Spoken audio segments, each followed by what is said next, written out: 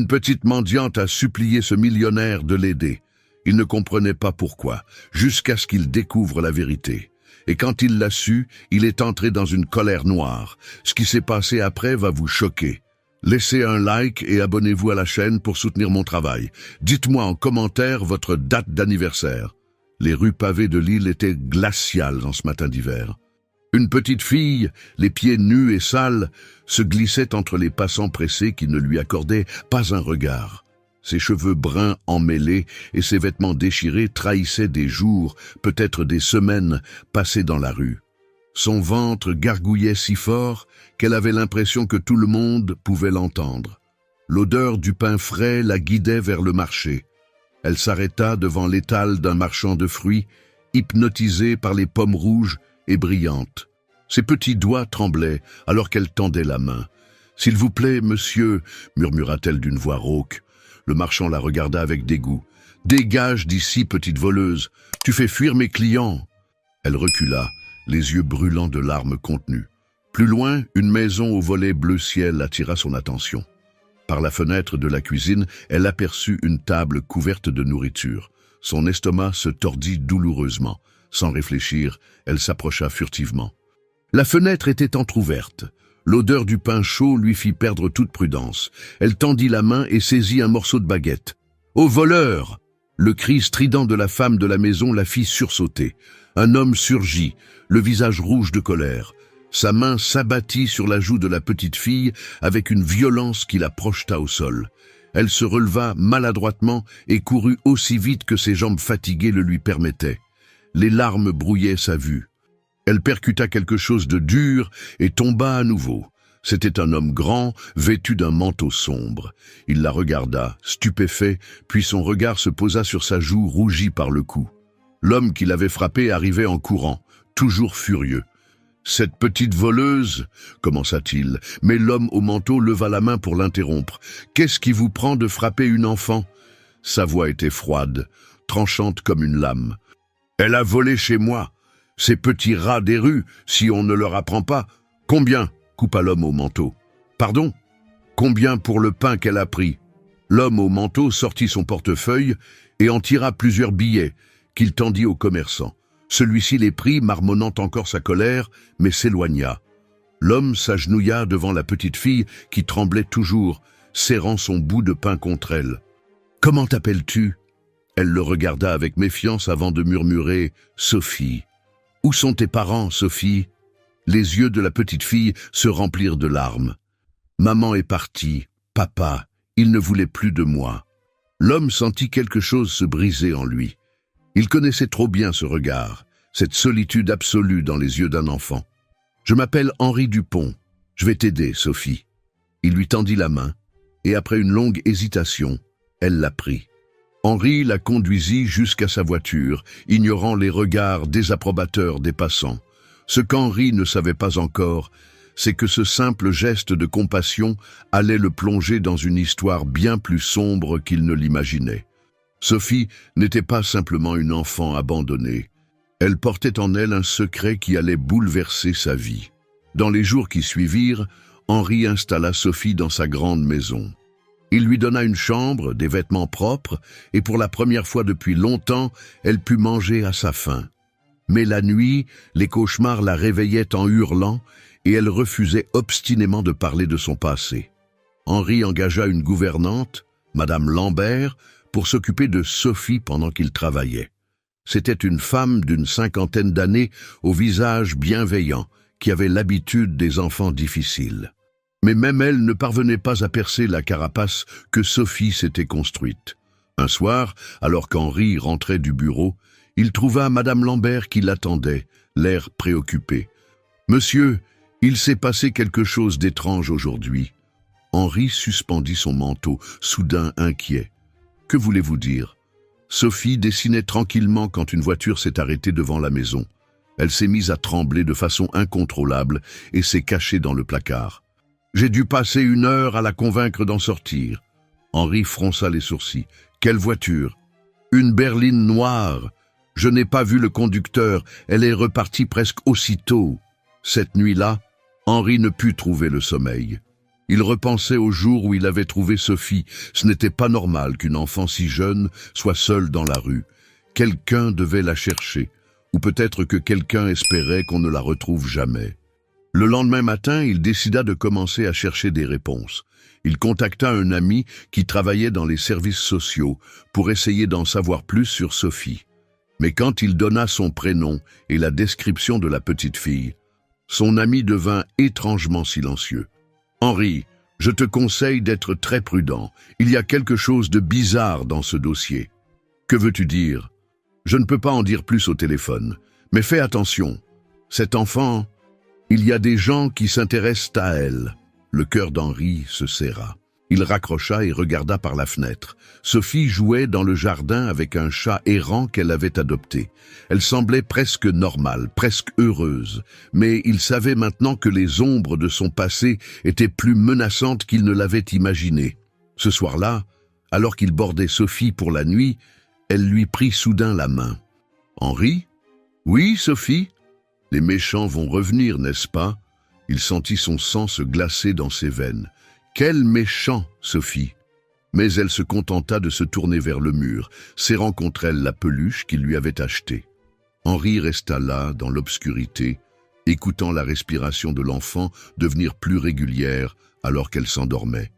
Il se jura que personne ne lui ferait plus de mal. Mais au fond de lui, il sentait que ce n'était que le début d'une histoire bien plus sombre. Ce qu'il ignorait encore, c'est que le passé de Sophie était intimement lié au sien, et que les secrets qu'il allait découvrir allaient ébranler tous ceux en quoi il croyait. Les jours passaient, et Henri observait Sophie avec une attention grandissante. Chaque détail, chaque réaction de la petite fille semblait cacher une histoire plus profonde. Un matin, alors qu'il prenait son café dans la cuisine, il entendit un bruit de verre brisé, suivi d'un cri étouffé. Il se précipita dans le salon pour trouver Sophie, figée devant un cadre photo tombé au sol. Le verre était brisé, mais ce n'était pas cela qui avait provoqué la réaction de l'enfant. C'était la photo elle-même, une vieille image de famille, montrant Henri plus jeune, aux côtés de ses parents. Sophie fixait le visage de la femme sur la photo, son petit corps tremblant de façon incontrôlable. « Sophie, qu'est-ce qui ne va pas ?» Elle recula, comme si la photo allait lui sauter au visage. Elle ressemble à... Mais avant qu'elle ne puisse finir sa phrase, elle se précipita hors de la pièce. Henri ramassa le cadre, examinant la photo de sa mère décédée depuis des années. Que pouvait bien avoir vu Sophie ? Madame Lambert, qui avait assisté à la scène, s'approcha doucement. « Monsieur, il y a autre chose que je dois vous dire. Ce matin, pendant que Sophie dormait encore, j'ai trouvé ceci sous son oreiller. » Elle lui tendit un petit médaillon en argent terni. Henri le prit, fronçant les sourcils. Il l'ouvrit délicatement. À l'intérieur, une minuscule photo était à moitié effacée, mais on pouvait encore distinguer le visage d'une femme qui souriait. « Mon Dieu !» murmura Henri, sentant ses jambes faiblir. « Vous la reconnaissez ?» demanda Madame Lambert. Henri s'assit lourdement sur le canapé. « C'est impossible.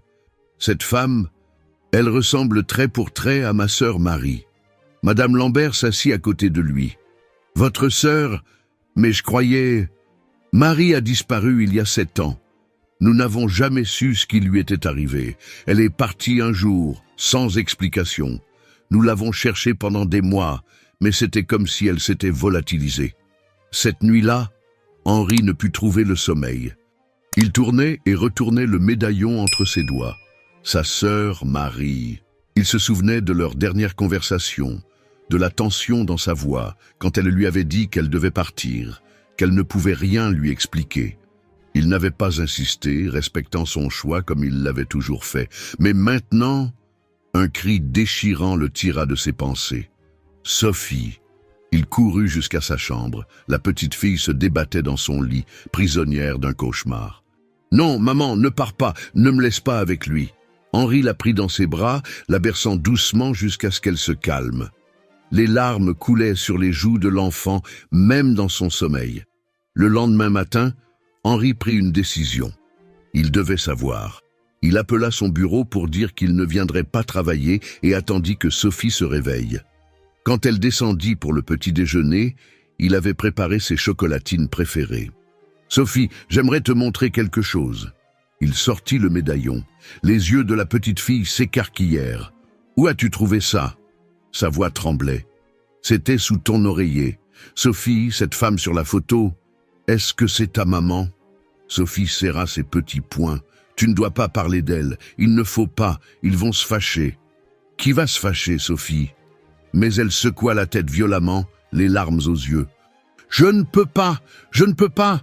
Il a dit qu'il me retrouverait si je parlais. » À cet instant, la sonnette de la porte d'entrée retentit. Sophie sursauta si fort qu'elle renversa son chocolat chaud. Madame Lambert alla ouvrir. Un homme en costume se tenait sur le seuil. « Bonjour, je suis de l'assistance sociale. Nous avons été informés qu'une enfant non déclarée vivait ici. » Henri sentit son cœur s'arrêter. Sophie s'était déjà précipitée sous la table, tremblant de tous ses membres. « Je peux voir vos papiers ?» demanda Henri, se plaçant instinctivement entre l'homme et la direction où Sophie s'était cachée. L'homme sortit une carte. Elle semblait authentique, mais quelque chose dans son regard mit Henri mal à l'aise. Il y avait une froideur, une détermination qui n'avait rien de professionnel. « Bien sûr, nous devons suivre la procédure, » dit Henri calmement. « Laissez-moi appeler mon avocat pour qu'il puisse être présent pendant notre discussion. » L'homme se raidit imperceptiblement. « Ce ne sera pas nécessaire, je reviendrai plus tard. » Il tourna les talons et partit rapidement. Trop rapidement. Henri ferma la porte à clé et courut vers Sophie. Elle était recroquevillée sous la table, les yeux fermés, murmurant quelque chose. « Sophie, c'est fini, il est parti. »« Il va revenir, » murmura-t-elle. « Il revient toujours. » Henri la prit dans ses bras, sentant son petit corps trembler contre lui. « Je ne laisserai personne te faire du mal, Sophie, je te le promets. » Mais il savait que cette promesse serait difficile à tenir. Il sortit son téléphone et appela son ami des services sociaux. « Marc, l'homme qui vient de partir, est-ce qu'il était vraiment des services sociaux ?» Il y eut un long silence à l'autre bout de la ligne. « Henri, aucun agent n'a été envoyé chez toi. Écoute-moi bien, prends l'enfant et pars, maintenant. Mais ne pose pas de questions, pars. Il y a des choses que je ne peux pas t'expliquer au téléphone, mais cette petite est en danger. » Henri raccrocha, le cœur battant. Il monta rapidement à l'étage et commença à rassembler quelques affaires.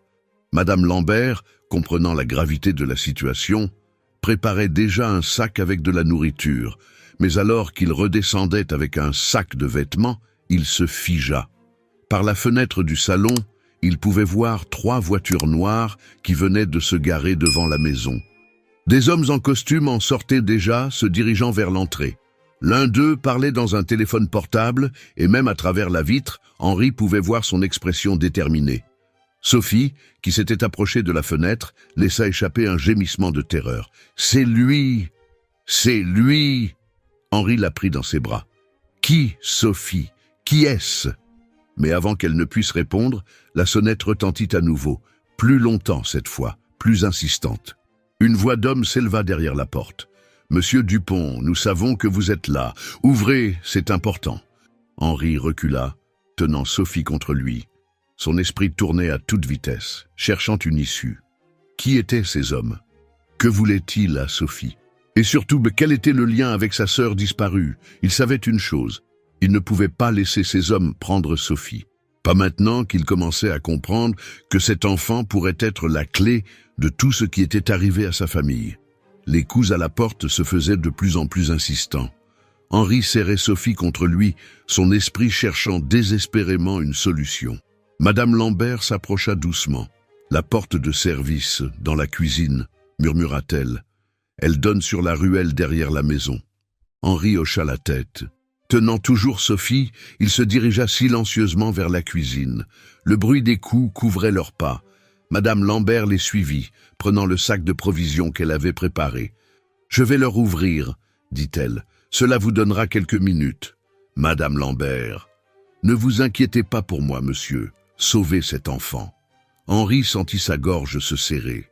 Cette femme risquait son emploi, peut-être plus, pour les aider. Il sortit son portefeuille, mais elle secoua la tête. « Partez, vite !» Ils se glissèrent par la porte de service. La ruelle était étroite, bordée de hauts murs. Henri pouvait entendre des voix venant de devant la maison. Il prit à gauche, marchant aussi vite qu'il le pouvait avec Sophie dans les bras. « Monsieur Dupont !» La voix forte venait de derrière eux. Ils avaient été repérés. Henri se mit à courir. Sophie s'accrochait à son cou, tremblante mais silencieuse. Il tourna dans une autre ruelle, puis une autre. Les bruits de pas se rapprochaient. Soudain, une voiture ralentit à côté d'eux. La vitre se baissa. « Henri, monte !» C'était Marc, son ami des services sociaux. Henri n'hésita qu'une fraction de seconde avant d'ouvrir la portière et de se glisser à l'intérieur avec Sophie. La voiture démarra en trombe. « Comment as-tu su ?» demanda Henri, le cœur battant. « Je te connais. Je savais que tu ne partirais pas tout de suite, que tu voudrais comprendre. Alors je suis venu. » Sophie, toujours cramponnée à Henri, observait Marc avec méfiance. Celui-ci lui jeta un regard dans le rétroviseur. « N'aie pas peur, petite, je suis un ami. » Ils roulèrent pendant près d'une heure, prenant des détours pour s'assurer qu'ils n'étaient pas suivis. Finalement, Marc s'engagea dans une petite route de campagne et s'arrêta devant une maison isolée. « C'est la maison de ma sœur, » expliqua-t-il. « Elle est en voyage. Vous serez en sécurité ici quelques jours. » Une fois à l'intérieur, Henri installa Sophie sur le canapé.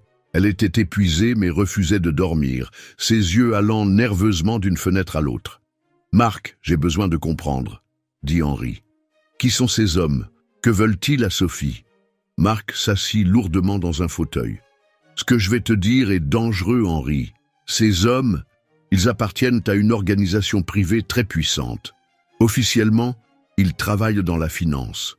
Officieusement. » Il jeta un regard à Sophie, qui s'était finalement endormie, vaincue par la fatigue. « Il y a 7 ans, j'ai commencé à remarquer des choses étranges dans certains dossiers d'adoption. Des enfants qui disparaissaient du système, des papiers qui ne correspondaient pas. J'ai commencé à creuser discrètement. » Henri sentit son cœur se serrer. 7 ans, exactement quand sa sœur avait disparu. J'ai découvert que certaines personnes, très riches, payaient pour faire disparaître des enfants. Pas pour les adopter légalement, non. Pour les faire disparaître complètement. Parfois, c'était pour cacher une naissance illégitime. Parfois pour d'autres raisons. Quel rapport avec Sophie? Marc hésita. Henri, ta sœur, elle travaillait comme infirmière dans une clinique privée, n'est-ce pas? Henri hocha la tête, sentant un froid glacial l'envahir. Cette clinique appartenait à l'organisation. Marie, elle a dû voir quelque chose, comprendre quelque chose. 1 mois avant sa disparition, elle est venue me voir. Elle était terrifiée. Elle m'a parlé d'un bébé, d'une femme importante qui voulait le faire disparaître. Henri regarda Sophie, endormie sur le canapé. Non, c'était impossible. Les dates correspondent, Henri. Sophie doit avoir environ 6 ans. Et ce médaillon? Henri sortit le bijou de sa poche, l'ouvrant pour regarder encore une fois le visage à moitié effacé. Sa sœur. Un bruit dehors les fit sursauter. Marc se précipita à la fenêtre. « Ce n'est qu'un chat, dit-il, mais sa voix était tendue. Sophie s'agita dans son sommeil. « Maman! Maman !» Henri s'approcha d'elle, caressant doucement ses cheveux. Comment n'avait-il pas vu plus tôt la ressemblance? Les mêmes yeux, la même façon de froncer les sourcils. « Marie a essayé de sauver ce bébé, » continua Marc. « Elle l'a caché, mais ils l'ont retrouvé. Elle a disparu. Mais l'enfant, ils ne l'ont jamais trouvé, » termina Henri. « Sophie a survécu. Quelqu'un a dû l'aider, la cacher, pendant des années, jusqu'à ce que... » Un bruit de moteur les interrompit. Cette fois, ce n'était pas un chat. Des phares éclairèrent la pièce. « Comment ?» commença Henri. « Il doit y avoir une taupe dans les services sociaux, » dit Marc déjà en mouvement. « Il y a une cave, vite !» Henri prit Sophie dans ses bras, la réveillant. Elle ouvrit les yeux, terrorisée par les lumières des phares. « Non !» murmura-t-elle. « Non, pas encore. » Marc ouvrit une trappe dans le sol de la cuisine. « Descendez, il y a une sortie qui donne sur les bois derrière la maison. Je vais les retenir. » Marc, Va-t'en, Henri, cette petite est tout ce qui reste de ta sœur. Ne les laisse pas la prendre. » Des pas résonnaient sur le gravier dehors. Henri serra Sophie contre lui et descendit rapidement les marches. La cave était froide et humide. Il pouvait entendre des voix au-dessus. « Où sont-ils ? » ?»« Je ne sais pas de quoi vous parlez. » Un bruit sourd, comme un coup. Sophie enfouit son visage dans le cou d'Henri. « Ne fais pas l'idiot, Marc. Nous savons qu'ils sont ici. » Henri avança dans l'obscurité, suivant le mur. Ses doigts trouvèrent une poignée, une porte. Il l'ouvrit doucement, révélant un tunnel étroit. Au-dessus, il entendit Marc crier de douleur. Sophie tremblait violemment. « Il faut y aller, ma chérie, » murmura Henri. « Sois courageuse. » Ils s'engagèrent dans le tunnel. L'air était froid et humide. Henri pouvait à peine se tenir debout. Derrière eux, les voix devenaient plus fortes. « La cave! Ils sont dans la cave !» Henri accéléra, serrant Sophie si fort qu'il avait peur de lui faire mal. Le tunnel semblait interminable. Ses poumons brûlaient. Enfin, il vit une lueur, une autre porte. Il l'ouvrit d'un coup d'épaule et ils émergèrent dans les bois. La nuit était noire, sans lune. « Henri, » murmura Sophie, « j'ai peur. Je sais mon cœur. Mais je ne les laisserai pas te prendre. Jamais. » Des voix et des lumières de lampes torches apparurent derrière eux. Henri se mit à courir entre les arbres, son esprit tournant à toute vitesse. Sa sœur avait donné sa vie pour protéger ce bébé, sa nièce. Il ne pouvait pas échouer maintenant. Mais alors qu'il s'enfonçait dans les bois, une question le torturait. Qui était réellement derrière tout ça? Qui avait tant de pouvoir qu'il pouvait faire disparaître des gens sans laisser de traces? Et surtout, pourquoi Sophie était-elle si importante pour eux? La forêt était un labyrinthe d'ombres et de bruits inquiétants. Henri avançait aussi vite qu'il le pouvait, Sophie serrée contre lui. Les branches basses lui griffèrent le visage, mais il ne ralentissait pas. Derrière eux, les voix et les lumières semblaient se rapprocher. Sophie tremblait, pas seulement de froid. « Henri, » murmura-t-elle, « ils font comme la dernière fois. » Il ralentit légèrement. « La dernière fois ? Quand la dame qui s'occupait de moi est partie. Ils sont venus la nuit avec des lampes. Elle m'a dit de courir et de ne pas regarder en arrière. » Le cœur d'Henri se serra. Combien de fois cette petite avait-elle dû fuir? Combien de personnes avaient essayé de la protéger, comme sa sœur, comme cette femme inconnue?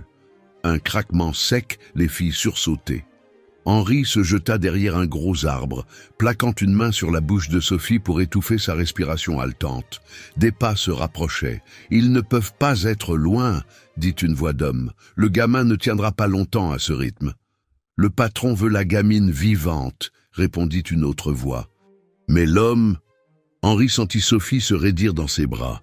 Les voix s'éloignèrent progressivement, mais il attendit encore quelques minutes avant de bouger. « Sophie », chuchota-t-il, « je vais te poser une question très importante.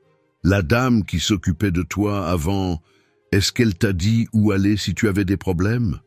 Sophie hésita, puis hocha la tête. « Elle m'a donné une adresse.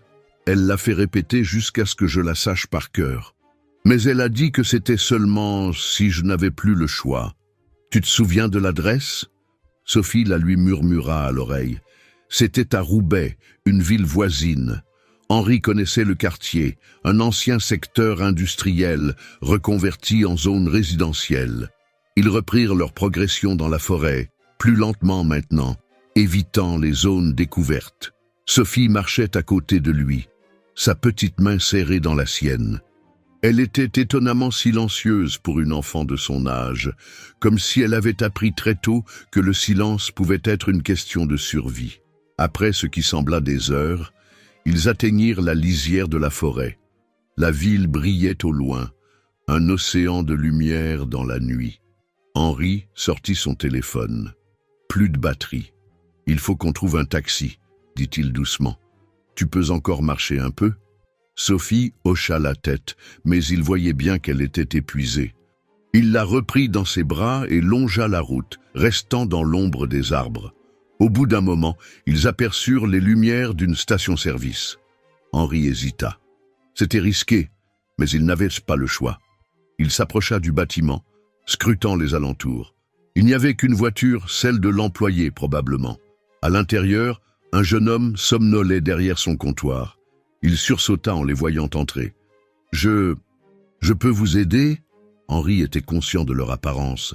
Ses vêtements déchirés par les branches, Sophie à moitié endormie dans ses bras, leur visage et leurs mains sales. « Nous avons eu un accident de voiture plus loin, » mentit-il. « Mon téléphone est mort. Je peux utiliser le vôtre pour appeler un taxi ?» Le jeune homme hésita, puis tendit son téléphone.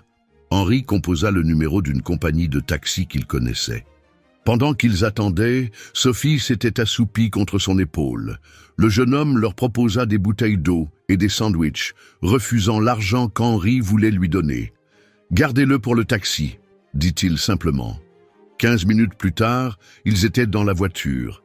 Le chauffeur ne posa pas de questions, se contentant de suivre les indications d'Henri vers Roubaix. Sophie se réveilla alors qu'ils entrèrent dans la ville. « Henri, » murmura-t-elle, « j'ai fait un rêve. » Maman était là, elle pleurait. Henri la serra plus fort. « Ce n'était qu'un rêve, ma chérie. »« Non, » dit Sophie avec une certitude qui le surprit. « C'était un souvenir. Elle pleurait et elle m'a donné le médaillon. Elle a dit que je devais le garder toujours avec moi, que ça me protégerait. » Henri sortit le médaillon de sa poche. Dans la lumière des réverbères qui défilaient, il remarqua quelque chose qu'il n'avait pas vu avant. De minuscules chiffres gravés à l'intérieur du couvercle. Le taxi les déposa dans une rue calme. Les immeubles étaient modestes mais bien entretenus. Sophie les guida jusqu'à un petit immeuble de 3 étages. « C'est là », dit-elle, pointant du doigt le 2e étage. Ils montèrent l'escalier en silence. Devant la porte de l'appartement 2B, Henri hésita. Et si c'était un piège ? Si les hommes les attendaient derrière cette porte?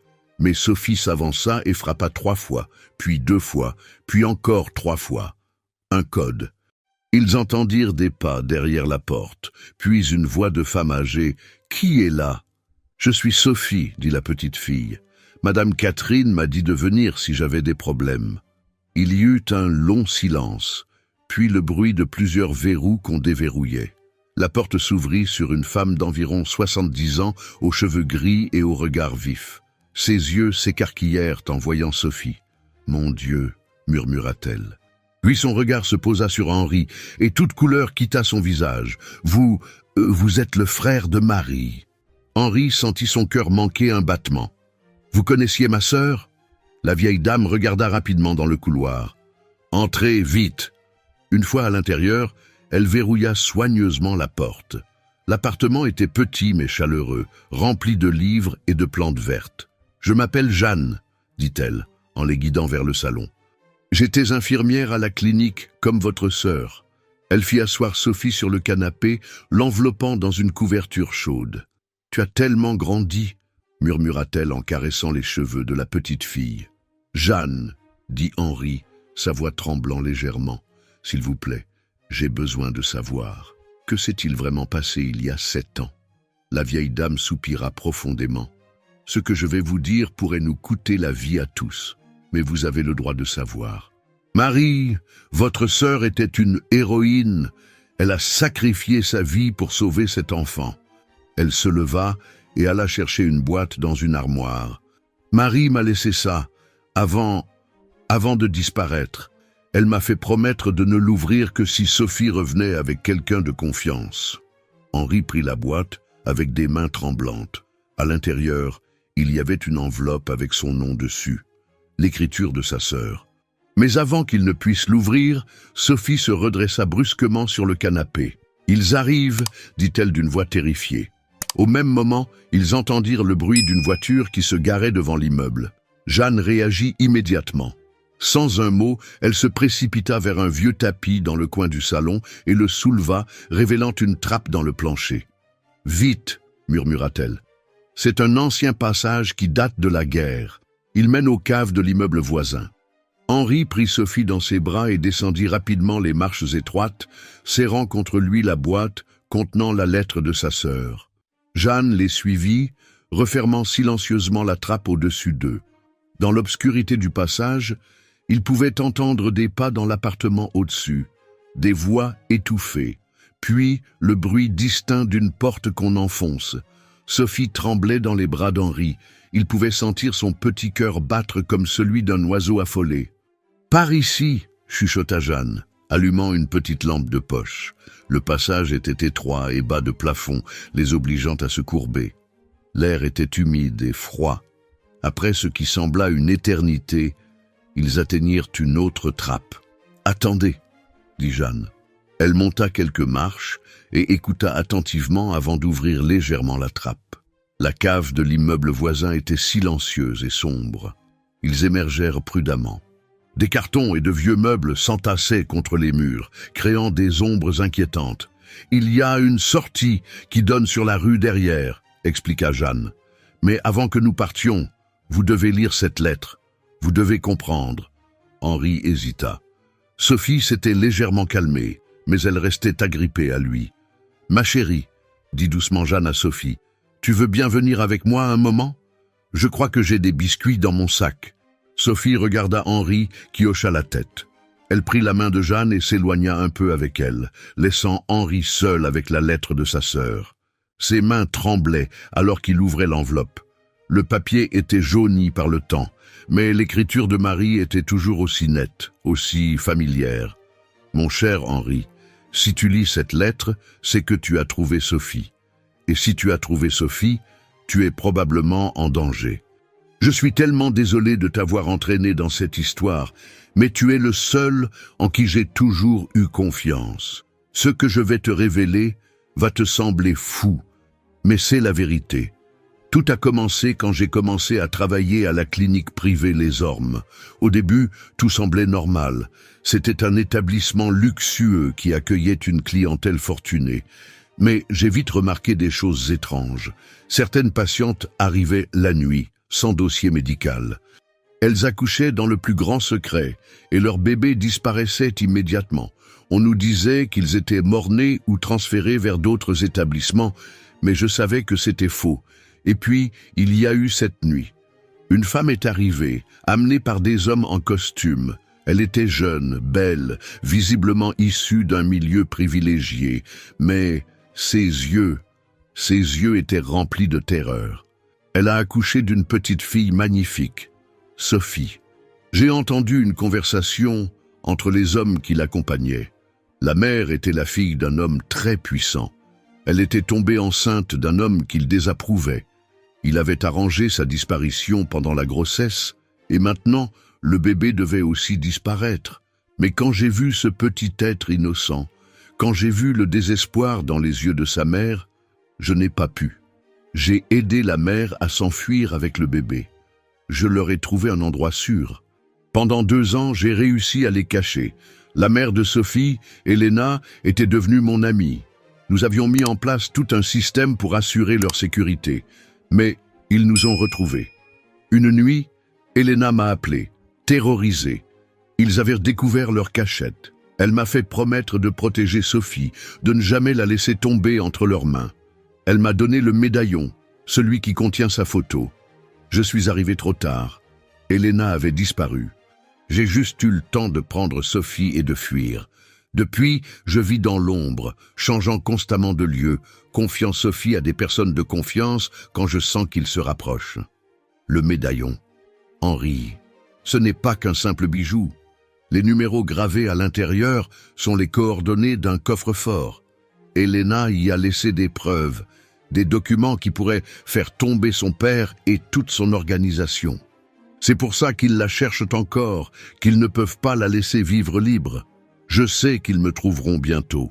Je le sens. Alors j'écris cette lettre et je la confie à Jeanne, la seule autre personne qui connaît toute la vérité. Henri, si tu lis ceci, c'est que je ne suis plus là. Mais Sophie est vivante et elle a besoin de toi. Tu es tout ce qui lui reste. Son grand-père, l'homme qui a fait disparaître sa mère, c'est Gilbert Deschamps. Henri dut s'asseoir. Gilbert Deschamps. L'un des hommes les plus puissants de France, un industriel multimillionnaire dont le nom apparaissait régulièrement dans les journaux. Je sais que c'est terrifiant, continuait la lettre, mais Sophie est la preuve vivante de ses crimes. Et le médaillon est la clé de tout. Dans le coffre, il y a assez de preuves pour le détruire, lui et tous ceux qui l'ont aidé à faire disparaître des gens innocents pendant des années. Protège-la, Henri. Protège ma nièce. Et si tu le peux, fais justice. Pour Elena, pour toutes ces femmes qui ont perdu leurs enfants, et pour moi. Je t'aime, mon frère. Marie.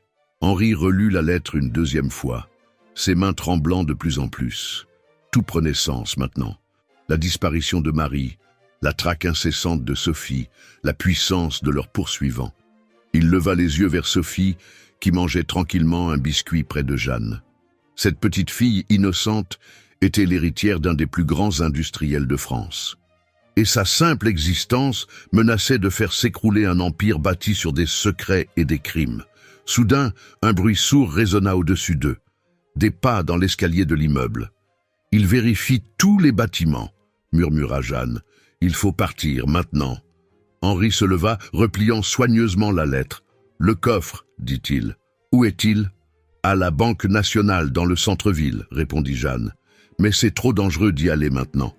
Il surveille sûrement tous les endroits possibles. » Les pas se rapprochaient. Sophie courut vers Henri, s'accrochant à sa jambe. « Il y a une sortie de secours derrière le local des poubelles, dit Jeanne. « Prenez ma voiture, les clés sont dans mon sac. »« Venez avec nous, dit Henri. » Jeanne secoua la tête. « Je suis trop vieille pour fuir, et ils me connaissent déjà.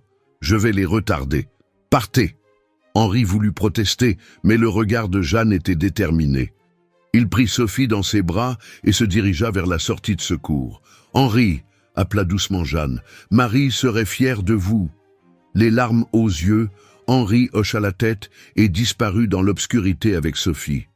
Derrière eux, ils pouvaient entendre Jeanne commencer à chanter doucement, sa voix s'élevant dans la cave comme un défi aux hommes qui approchaient.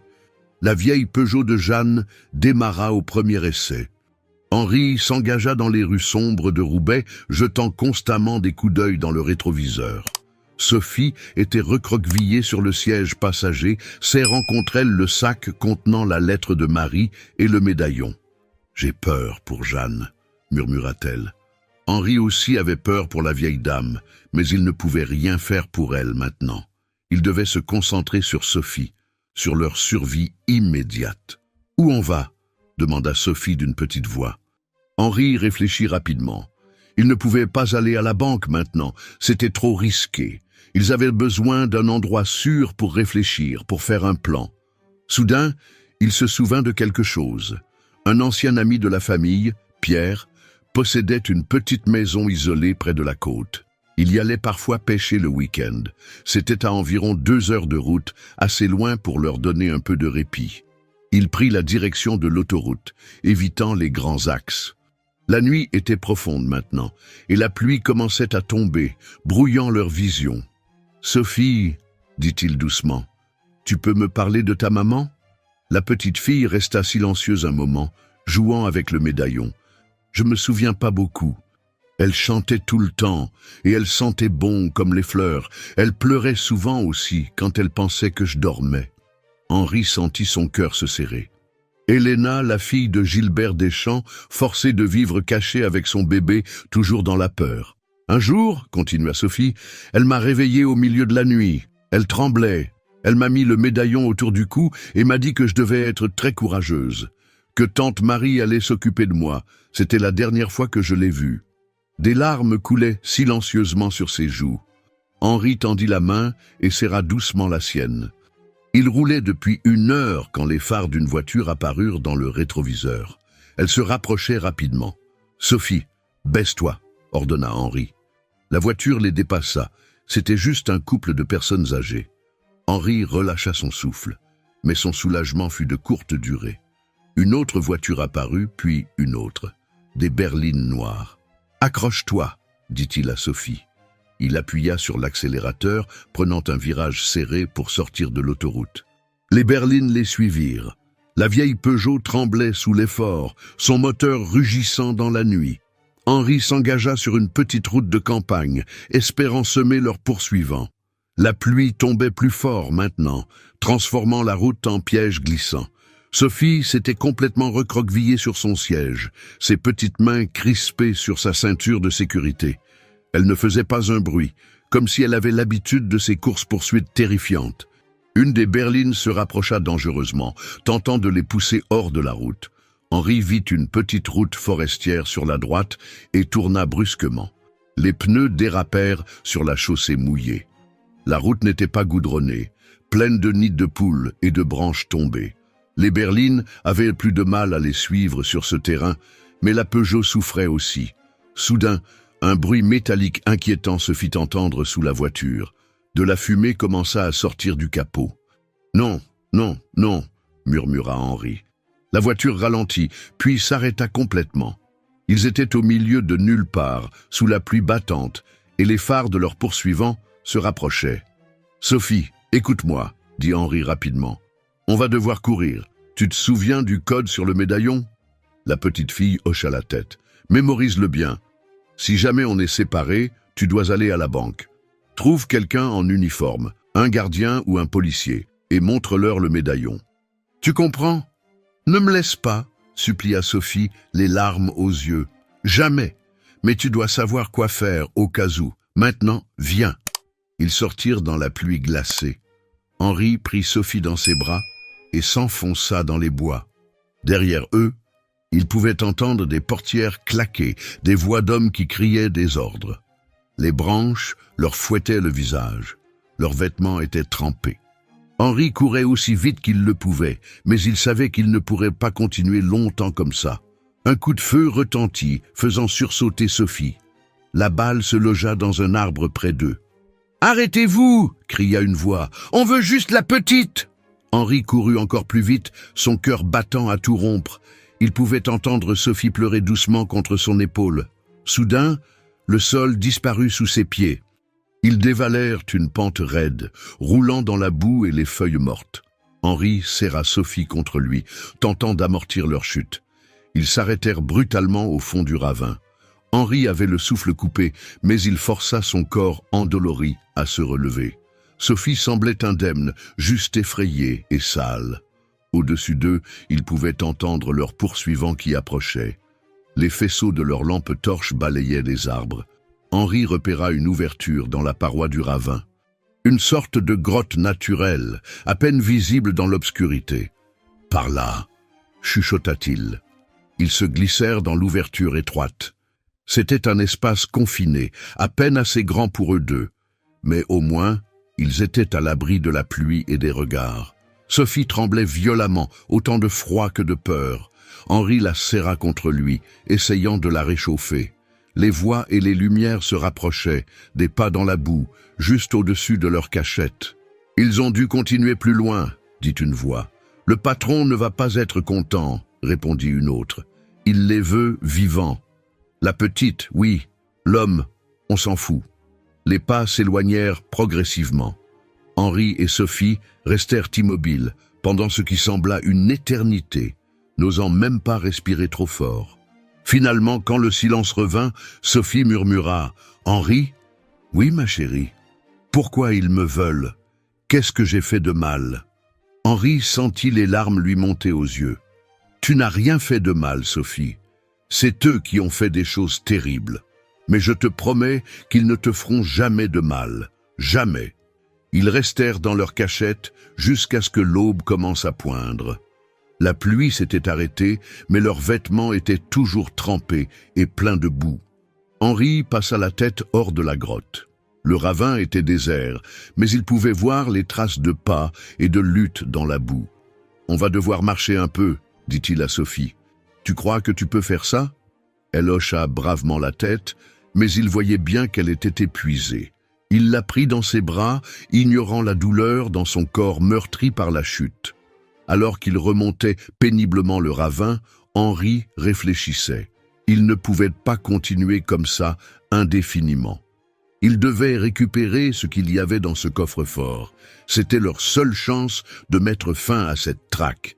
Mais comment accéder à une banque du centre-ville quand l'un des hommes les plus puissants de France était à leur trousse?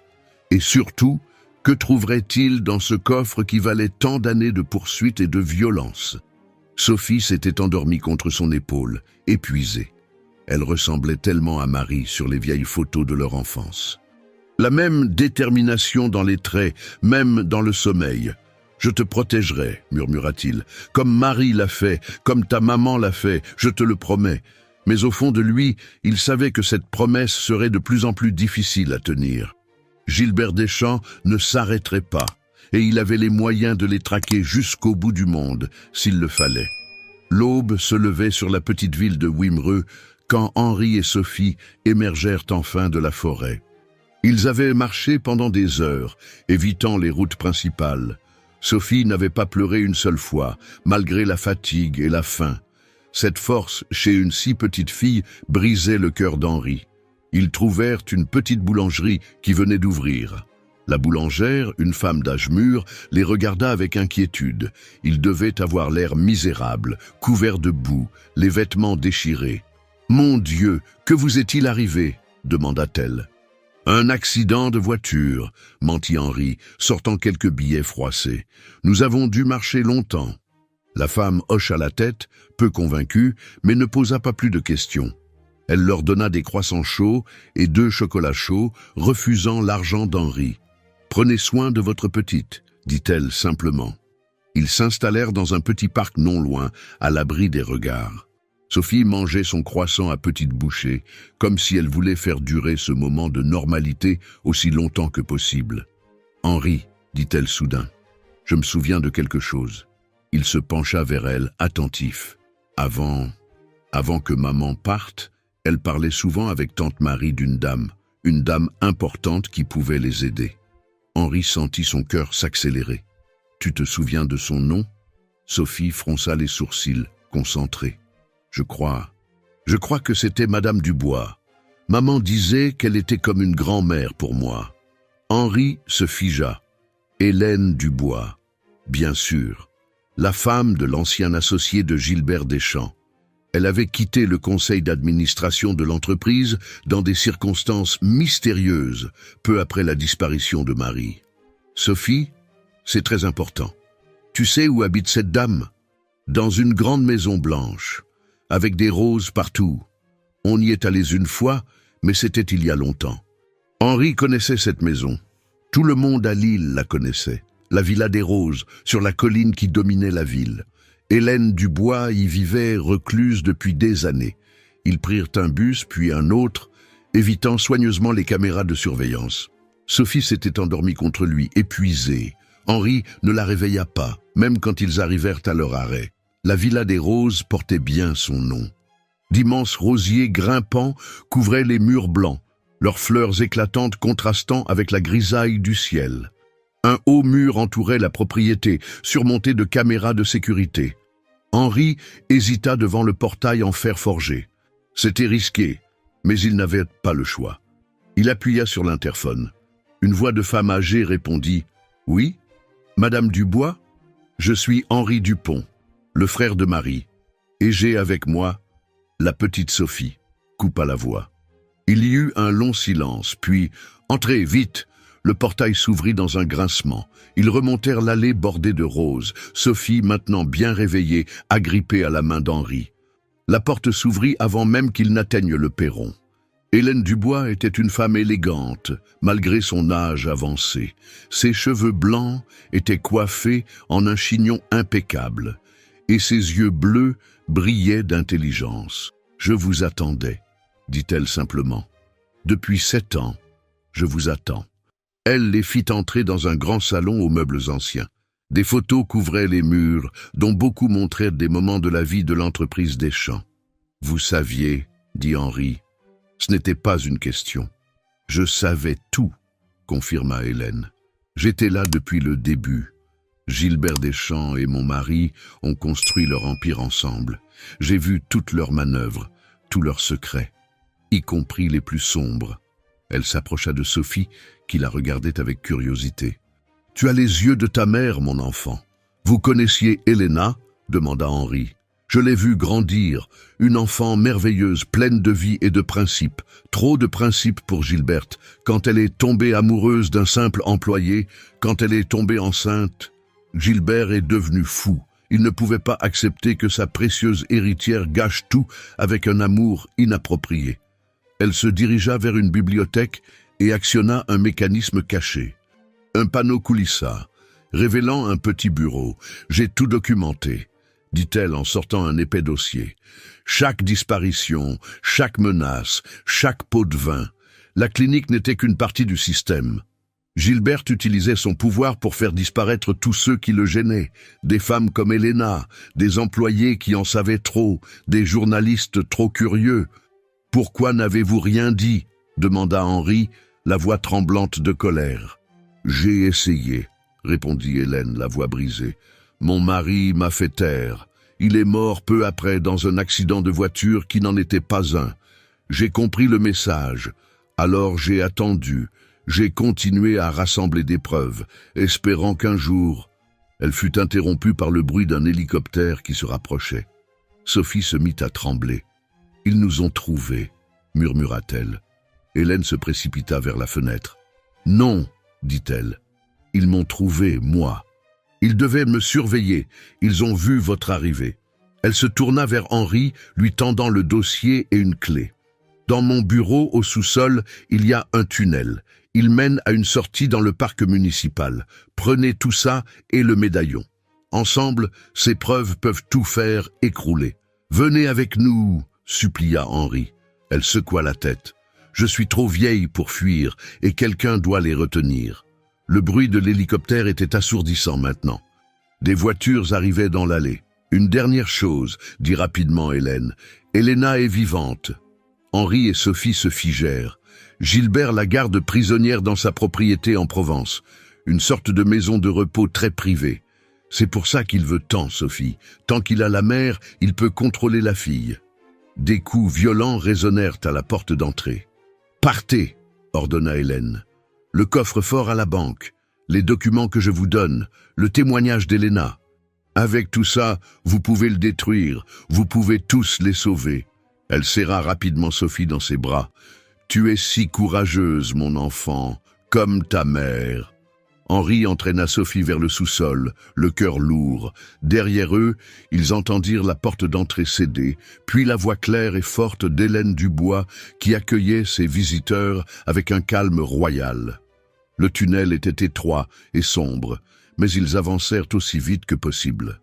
Quand ils émergèrent dans le parc, la nuit commençait à tomber. Sophie ne pleurait pas, mais son petit corps tremblait.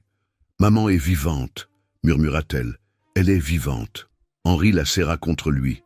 Oui, Elena était vivante. Et maintenant, ils avaient une nouvelle mission. Une mission qui pourrait enfin mettre fin à cette longue traque. Mais alors qu'ils s'éloignaient rapidement du parc, Henri ne pouvait s'empêcher de penser à Hélène Dubois, restée seule face à ses démons. Combien de personnes devraient encore se sacrifier avant que justice soit faite? La nuit était tombée sur l'île quand Henri et Sophie atteignirent enfin le centre-ville. Les rues étaient presque désertes, leurs pas résonnant sur les pavés humides. Henri serrait contre lui le dossier d'Hélène Dubois, sentant le poids de toutes ses vies brisées dans ses pages. Ils s'arrêtèrent dans un petit hôtel discret, payant en espèces.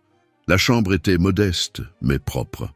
Sophie s'effondra sur le lit, épuisée, mais ses yeux restaient grands ouverts, fixés sur Henri. « On va voir maman ?»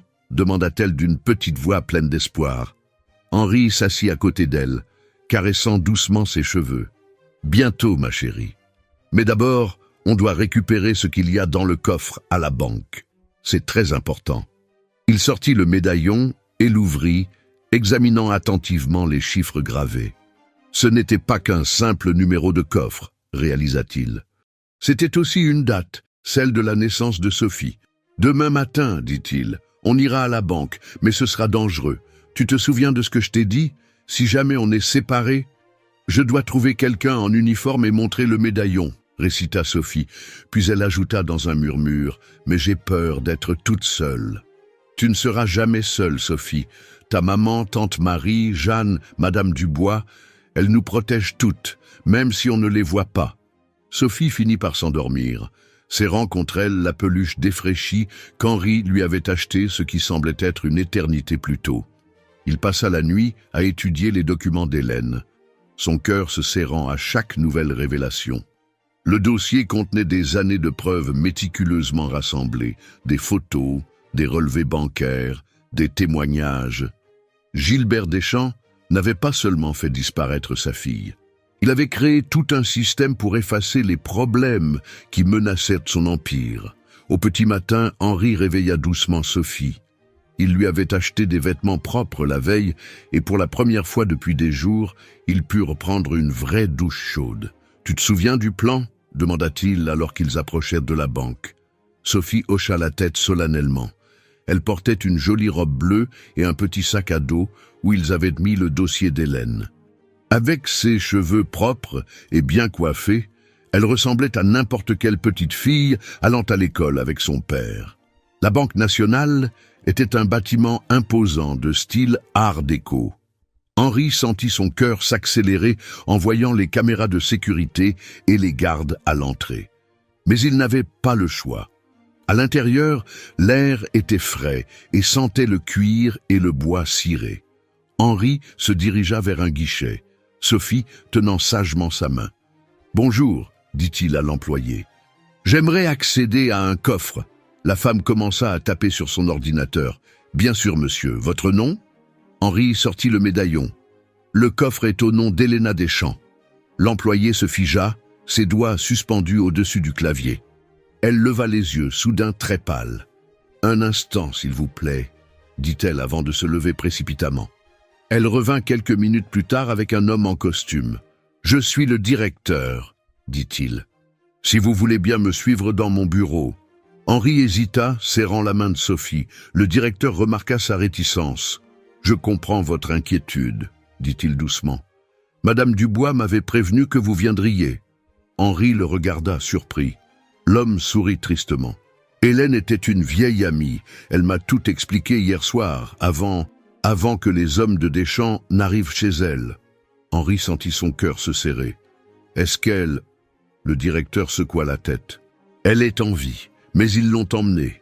Elle savait que ça arriverait. Elle m'a appelé juste avant pour s'assurer que tout était prêt pour vous. » Dans le bureau du directeur, l'homme ferma soigneusement les stores et verrouilla la porte. « Le coffre contient plus que des documents, » expliqua-t-il. « Il y a aussi une clé USB avec des enregistrements vidéo. Héléna a tout filmé, tout documenté avant sa capture. Et il y a autre chose. » Il fut interrompu par son téléphone qui vibrait. En lisant le message, son visage devint grave. « Ils sont là, » dit-il. « Les hommes de Deschamps, ils surveillaient la banque, bien sûr. » Henri se leva d'un bond, prenant Sophie dans ses bras. « On doit partir. »« Non, » dit le directeur. « C'est trop tard, ils ont encerclé le bâtiment. Mais j'ai un plan. » Il appuya sur un bouton sous son bureau. Un panneau dans le mur coulissa, révélant un escalier. Cela mène à la salle des coffres par un ancien passage. Pendant ce temps, je vais faire une diversion. Quand vous aurez ce qu'il vous faut, sortez par l'issue de secours du sous-sol. Elle donne sur la rue derrière. Des voix fortes résonnaient maintenant dans le hall de la banque. « Allez-y !» insista le directeur. « Je leur dirai que je vous ai vu partir par l'entrée principale. » Henri hésita. « Pourquoi nous aidez-vous ?»« Parce que j'ai une petite fille de l'âge de Sophie. Et parce qu'Hélène était plus qu'une amie. Elle était ma sœur. » Sophie serra spontanément le vieil homme dans ses bras. « Merci », murmura-t-elle. Ils s'engagèrent dans l'escalier secret, entendant le directeur verrouiller le panneau derrière eux.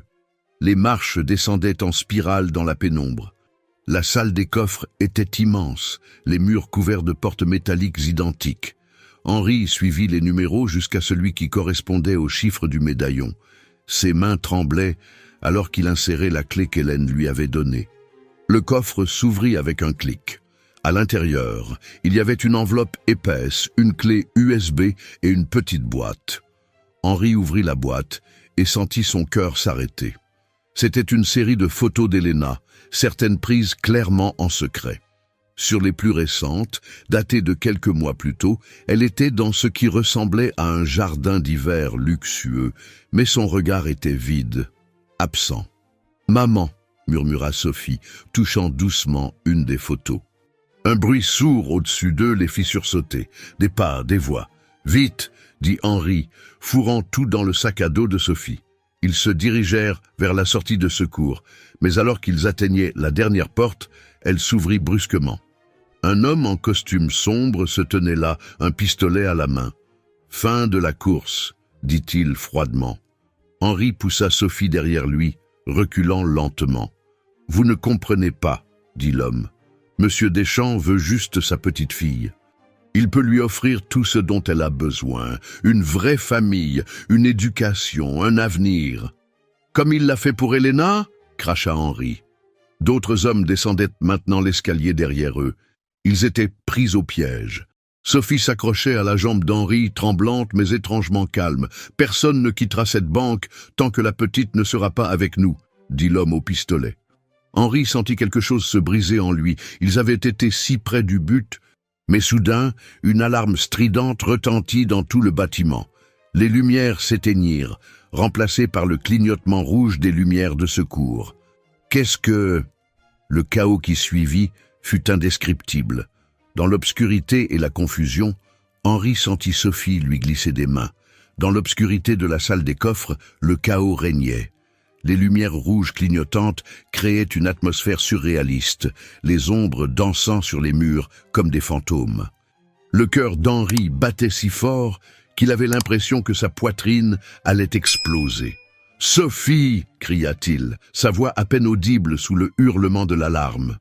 Il entendit des jurons, des bruits de bousculade. Les hommes de Deschamps étaient désorganisés, aveuglés par l'obscurité soudaine. Un petit corps le heurta dans le noir. Sophie.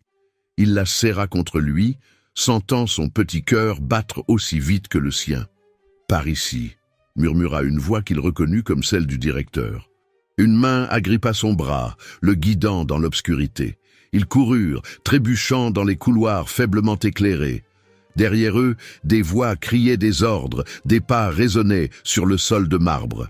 Le directeur les conduisit à travers un dédale de couloirs, puis poussa une porte marquée « Personnel uniquement ».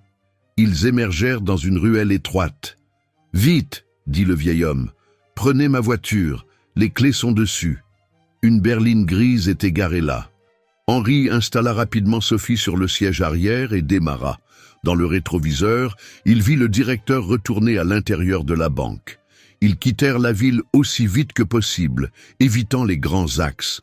Sophie était silencieuse, serrant contre elle le sac à dos contenant les précieux documents. « Tu vas bien ?» demanda Henri. Elle hocha la tête. « J'ai eu peur, mais je savais que tu ne les laisserais pas me prendre. » Henri sentit les larmes lui monter aux yeux.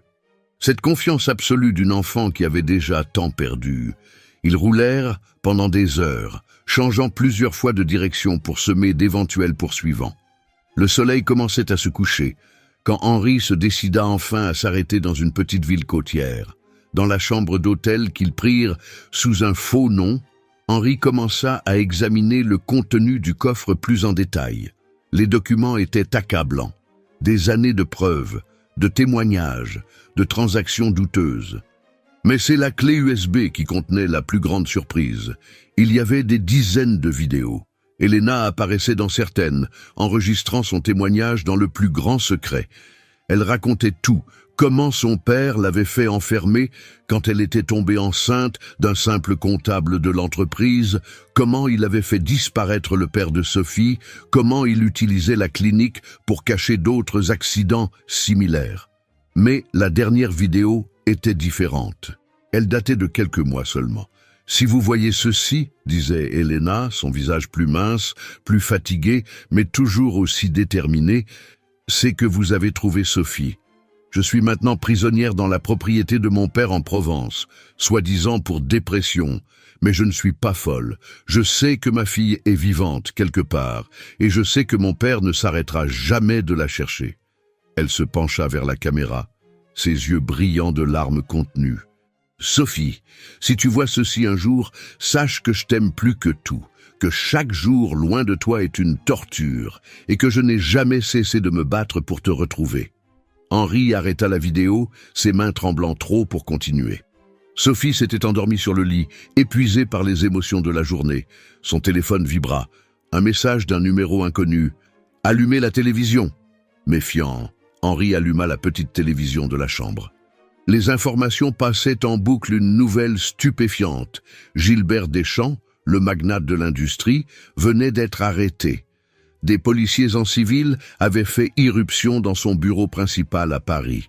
Suite à des révélations explosives concernant des activités illégales, disait le présentateur, l'Empire Deschamps est sous le coup d'une enquête nationale. Des sources parlent de disparitions forcées, de détentions illégales. Le téléphone vibra à nouveau. Regardez votre boîte mail. Henri ouvrit sa messagerie sur son téléphone. Il y avait un email d'Hélène Dubois, envoyé automatiquement après un délai programmé. Cher Henri, si vous lisez ceci, c'est que j'ai réussi à tenir ma promesse. Pendant que vous récupériez les documents à la banque, j'ai envoyé des copies de toutes les preuves aux autorités et à la presse. Gilbert ne pourra plus étouffer l'affaire cette fois. La propriété où Elena est détenue s'appelle Les Lauriers. C'est une ancienne demeure familiale, transformée en clinique privée. L'adresse est jointe à ce message. Prenez soin de Sophie. Elle est l'espoir que nous attendions tous. Avec toute mon affection, Hélène. Henri regarda Sophie qui dormait paisiblement. Pour la première fois depuis des jours, son visage était détendu, presque souriant. Le lendemain matin, ils prirent la route vers la Provence. Le voyage fut long, mais différent cette fois. Il n'était plus en fuite. Les informations continuaient de parler de l'affaire Deschamps, révélant chaque jour de nouveaux détails sordides. Quand ils arrivèrent enfin devant les Lauriers, le soleil commençait à se coucher, baignant la vieille demeure d'une lumière dorée. Des policiers étaient déjà sur place, évacuant le personnel. Sophie serra fort la main d'Henri alors qu'il montait les marches du perron. Une infirmière les guida à travers les couloirs jusqu'à une véranda lumineuse donnant sur un jardin de roses. Une femme était assise là, regardant les fleurs. Quand elle entendit leurs pas, elle se retourna lentement. Elena était plus mince que sur les photos, ses cheveux plus longs, mais ses yeux étaient exactement comme ceux de Sophie. « Maman », murmura Sophie. Elena se leva, tremblante. « Sophie !» Ma petite Sophie. Elles se regardèrent un long moment, comme si elles n'osaient pas y croire. Puis Sophie courut dans les bras de sa mère, et leurs larmes se mélangèrent tandis qu'elle s'étreignait, 7 ans de séparation s'effaçant en un instant. Henri les observait, son cœur débordant d'émotion. Marie aurait été si fière de voir ça. Elena leva les yeux vers lui, souriant à travers ses larmes. « Vous devez être Henri. Marie me parlait tellement de vous. Elle nous a tous sauvés, dit-il doucement. Elena serra Sophie plus fort. Oui, elle nous a tous sauvés, et maintenant nous sommes enfin libres. 3 mois plus tard, ils étaient tous réunis dans le petit jardin de la nouvelle maison d'Elena et Sophie. La vie reprenait lentement son cours. Gilbert Deschamps avait été condamné, son empire démantelé. Hélène Dubois, libérée, témoignait maintenant devant une commission d'enquête nationale. Sophie s'épanouissait chaque jour un peu plus, retrouvant enfin l'insouciance de l'enfance. Elle gardait toujours le médaillon autour du cou, mais maintenant, quand elle le regardait, elle souriait. Elena se remettait doucement de ses années de captivité, aidée par l'amour de sa fille et le soutien d'Henri, qui était devenu un ami précieux, un pilier pour leur petite famille reconstituée. Ce soir-là, alors que le soleil se couchait sur leur jardin, Sophie jouait avec un chat qu'elle avait adopté, pendant qu'Elena et Henri discutaient sur la terrasse. « Parfois, dit Elena, je me demande si tout ceci est réel, si je ne vais pas me réveiller dans cette clinique, loin de ma fille. » Henri prit sa main, la serrant doucement. « C'est réel, vous êtes libre. Sophie est en sécurité, et Marie peut enfin reposer en paix. » Elena essuya une larme. « Elle me manque tellement. Elle était plus qu'une amie, plus qu'une belle-sœur. Elle était mon ange gardien. Elle était l'ange gardien de nous tous, dit Henri, regardant Sophie qui riait aux éclats en jouant avec son chat. Le rire de la petite fille résonnait dans le jardin comme une promesse. Une promesse que même après les plus sombres tempêtes, le soleil finit toujours par revenir. Que l'amour d'une mère pour son enfant peut déplacer des montagnes. que le courage d'une femme peut changer le destin de toute une famille, et que parfois les plus grandes victoires naissent des plus grandes souffrances. Sophie courut vers eux, ses yeux brillants de joie. « Maman, regarde ce que j'ai trouvé !» Elle tenait dans ses mains une rose blanche, parfaitement éclose, la même variété que celle qui poussait dans le jardin d'Hélène Dubois. Helena la prit dans ses bras, respirant le parfum de la fleur. « C'est un signe, » dit-elle doucement. « Un signe que la vie continue, plus belle que jamais. » Henri les regardait, cette mère et cette fille enfin réunies, et il sut que Marie, où qu'elle soit, souriait.